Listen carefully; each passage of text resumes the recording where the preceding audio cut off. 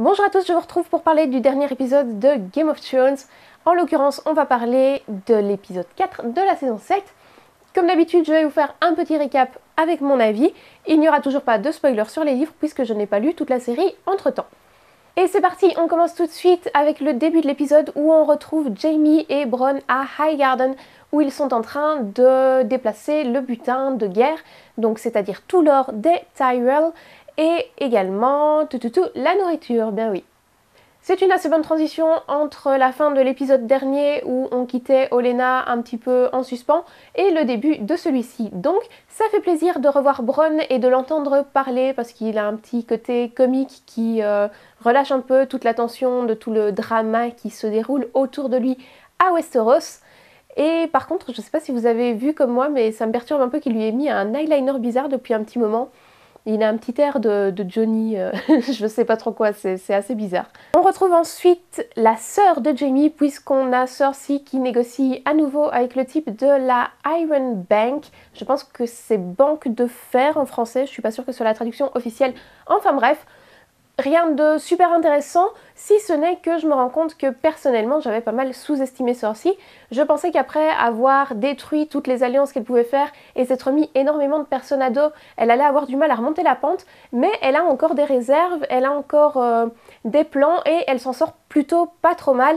Donc je suis assez impressionnée, je vous le dis, je l'avais sous-estimée, même si je pense qu'elle va quand même finir par se planter. On va ensuite passer un petit moment à Winterfell et tant mieux. D'abord, on retrouve Bran qui a une petite conversation avec Littlefinger. Ce qui m'a marqué dans cette scène, évidemment, c'est la réplique de Bran où il lui dit que le chaos est une échelle quand Littlefinger aborde le fait qu'il revienne au milieu du chaos. Et ça m'a vraiment enthousiasmée, j'étais sur le bord de mon siège parce que c'est une réplique dont je me souviens très très bien que Littlefinger prononce dans une conversation avec Varys quand ils sont tous les deux tout seuls dans la salle du trône. Et je me dis que ça a dû lui faire une grosse impression d'entendre ces mots qui étaient sortis de sa propre bouche, mais dans un contexte quand même vachement privé. Donc on se rend compte que Bran a vraiment des yeux partout. Et ça m'amène un peu à me demander à quel point jusqu'où vont ses connaissances en fait, et l'étendue des choses qu'il a vues, la quantité de ce qu'il a vu et de ce qu'il peut encore voir et compagnie, ça m'intrigue quand même.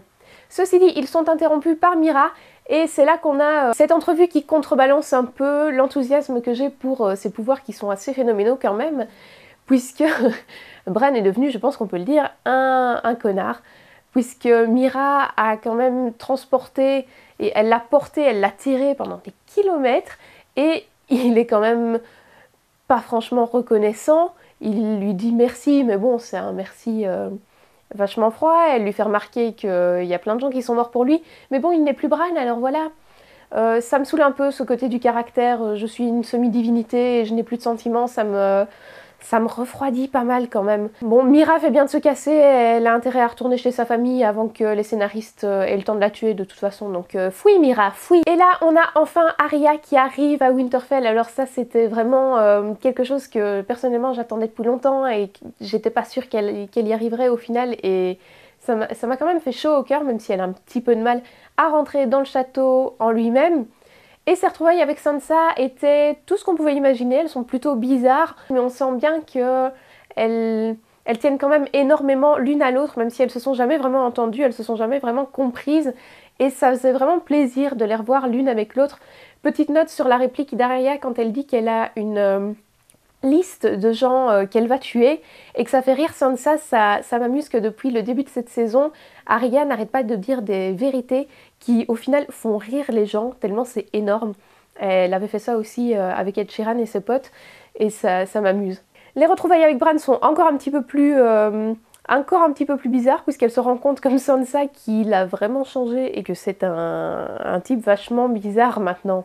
Au final, le personnage avec lequel Arya semble avoir le lien le plus évident, la plus grande alchimie, même si elle ne fait pas partie de sa famille, c'est quand même Brienne, avec laquelle elle s'entraîne, et cette scène était super cool. C'était juste génial de voir les deux filles s'entraîner comme ça et être tellement douées au combat que j'ai vraiment pris du plaisir à regarder et que je suis contente de la relation qu'elles qu'elles ont spontanément. Idem, petit coup de cœur pour une réplique d'Arya ici quand elle dit que no one l'a entraînée. On retrouve ensuite le dernier de la fratrie à Dragonstone et qui va montrer le ver dragon, le Dragon Glass, à Daenerys. La bonne nouvelle, c'est qu'il y en a énormément et donc les deux se retrouvent tous les deux tout seuls. Les deux se retrouvent tous les deux, oui bien sûr c'est pas grave. Ils se retrouvent donc tout seuls en tête à tête dans la grotte. On se rappelle que c'est le truc de Jon, ça, hein, d'aller dans des grottes avec des jolies jeunes filles. Ça pourrait faire peur, hein. Il y a une alchimie sûre et certaine entre les deux personnages. Je suis pratiquement sûre qu'on va finir par les voir en couple. Et d'ailleurs, il semblerait que ce soit l'idée que Davos a, puisque dans un petit dialogue avec Jon juste un peu plus tard, il est un peu en train de le pousser du coup en lui disant « Eh, elle est bien Daenerys quand même, je t'ai vu regarder son bon cœur. Est-ce que ce serait pas bien de, genre, vous marier, comme ça tu n'as pas à plier le genou, vous êtes sur un pied d'égalité, et ce serait vachement bien, non? Bon, c'est ta tante, mais tu le sais pas, c'est pas grave. » Enfin, on est sûr à 90% que c'est sa tante. Bon, en sortant de la grotte, Tyrion a une bonne nouvelle pour Daenerys, mais il tire un peu une sale gueule. Daenerys s'énerve, j'ai pas mal de peine pour Tyrion quand même parce qu'il se retrouve un petit peu pathétique. Là, c'est vrai que tous ses plans ont foiré et que sa situation devient un petit peu compliquée. Et du coup, elle demande conseil à Jon. Et on va se rendre compte un petit peu plus loin qu'elle a suivi le conseil qu'il lui donne. Donc c'est intéressant quand même. S'ensuit la petite conversation entre Jon et Davos dont je vous ai parlé, où Davos essaye un peu de faire l'entremetteur ou je sais pas trop quoi. Là, on a un peu des vibes d'école primaire, de cours de récréation, c'est plutôt drôle. Et puis il discute avec Missandei qui leur révèle que les personnes qui suivent Daenerys ne la suivent pas parce qu'elle leur a ordonné, comme elle n'arrête pas de l'ordonner à Jon d'ailleurs. Elle lui a encore demandé dans la caverne de plier le genou, ça devient un petit peu fatigant, faudrait qu'elle... Je sais pas, qu'elle ait un petit peu plus de subtilité peut-être. Je pense qu'il faudrait qu'elle se rappelle que c'est ça son point fort sur lequel elle devrait jouer, au lieu d'arriver comme une arriviste justement, en réclamant tout ce qu'elle pense lui être dû alors que elle est complètement inconnue à Westeros, elle n'a jamais vécu là et voilà, un petit peu de diplomatie peut-être, je sais pas, mais bon, il faut cesser de faire l'enfant gâté, 2 minutes peut-être, c'est une suggestion. Ils sont interrompus par un navire qui arrive au loin et qui marque l'arrivée de Theon Greyjoy. Et c'est là qu'on apprend que Daenerys est en réalité partie. Même si au début j'ai cru que Jon mentait, mais non, elle est vraiment partie. Et s'ensuit donc une bataille épique pleine de dragons, de CGI, de Dothraki. C'était énorme, c'était génial. Et j'étais vraiment complètement dedans pendant tout le reste de l'épisode, même si j'étais déjà dedans. Mais là c'était... Ah waouh, c'était génial. Ce qui était intéressant de cette bataille, je pense, c'est qu'on est un petit peu tiraillé de deux côtés. D'abord, d'un côté, on a toute l'épicness, la magnificence du dragon et des Dothraki qui se battent comme des fous, comme des sauvages et magnifiquement bien. Et de l'autre, on a l'armée Lannister, super disciplinée et qui a un côté quand même vachement humain. Un peu comme dans la Battle of Bastards, on fait ressortir le fait que ce soit quand même des humains qui meurent et que la guerre, pardon, c'est pas super glamour comme ça peut apparaître dans d'autres films. On voit les soldats Lannister qui tremblent, on a entendu juste avant la petite conversation avec Deacon qui révèle que c'était quand même pas facile d'aller tuer des soldats qu'au final ils connaissaient et que oui, les morts ça pue, ça se chie dessus et c'est vraiment pas glamour comme je le disais.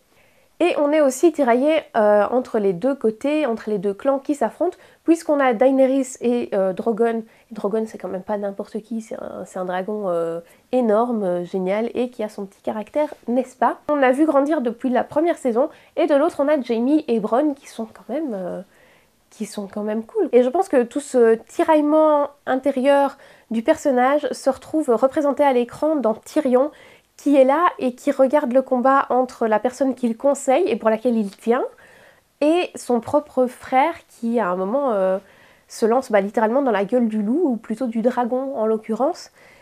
Et là, j'ai encore eu de la peine pour Tyrion.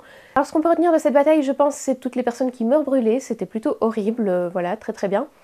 Ensuite, Daenerys a manifestement flambé toutes les victuailles puisqu'on sait que l'or est quand même arrivé à King's Landing, donc Cersei a eu ce qu'elle voulait, génial, vous voyez que je suis ravie. On peut retenir aussi qu'elle a appris qu'il y avait des armes qui pouvaient blesser les dragons.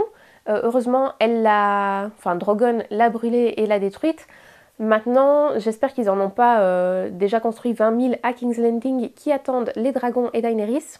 Jaime s'en sort plutôt bien sur le champ de bataille et ses hommes ne sont pas partis en courant comme moi je l'aurais fait. Il est prêt à prendre d'énormes risques pour mettre Daenerys en défaite. À mon avis, il doit faire le rapprochement avec le Mad King qui a fait brûler des gens vivants. On sait bien que c'est pour ça qu'il est devenu le Kingslayer. Il a dû avoir quelques réminiscences en voyant ses soldats brûlés vifs comme ça. C'était assez terrible hein, d'ailleurs. Et on finit sur un suspense assez, je vais pas dire insoutenable, mais assez intéressant pour tenir jusqu'à la semaine prochaine.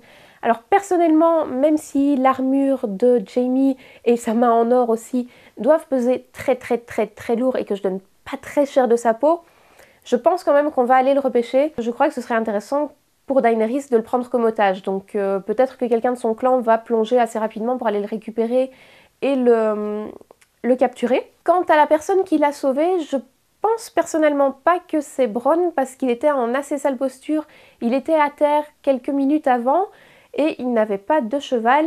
D'ailleurs ce qui est arrivé à son cheval, j'ai même pas envie d'en parler, c'est horrible.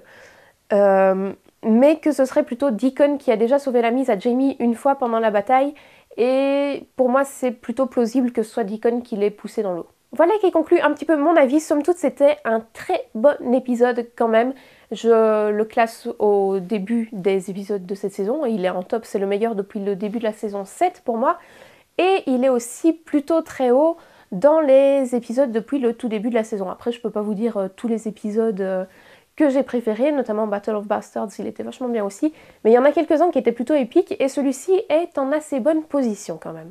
C'est donc tout pour moi à propos de l'épisode 4. N'hésitez pas à me laisser vos propres avis en commentaire. J'adore vous lire, j'adore lire vos discussions, j'adore vous répondre. C'est toujours super sympa, ça me fait vraiment plaisir. Nous, on se retrouve très bientôt pour discuter notamment de l'épisode 5. Et en attendant, je vous fais des bisous. Bye bye.